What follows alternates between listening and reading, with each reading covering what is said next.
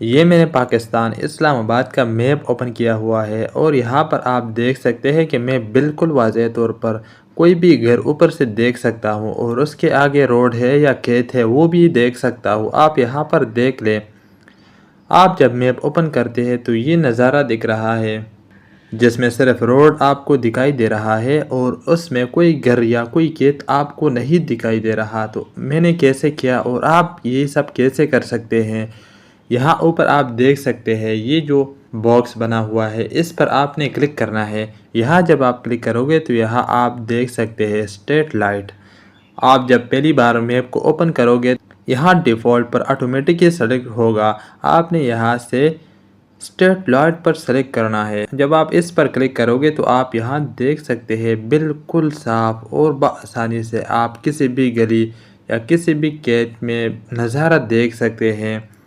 और अगर आप अपने घर का नज़ारा देखना चाहते हैं तो वो भी आप बआसानी देख सकते हैं। ये मैंने कोई और एप्लीकेशन डाउनलोड नहीं की, ये सिंपल गूगल मैप का एप्लीकेशन है जो मैंने अपने मोबाइल में खोली हुई है और यहाँ पर मैं दुनिया भर के किसी भी जगह ऊपर से बआसानी देख सकता हूँ कि वो जगह कैसी है, क्या वो उसमें पहाड़ है, रोड है या शहर इलाका है, वो बआसानी मैं देख सकता हूँ। अगर आपको ये वीडियो पसंद आई है तो प्लीज़ यार वीडियो को लाइक और चैनल को लाजमी सब्सक्राइब करें।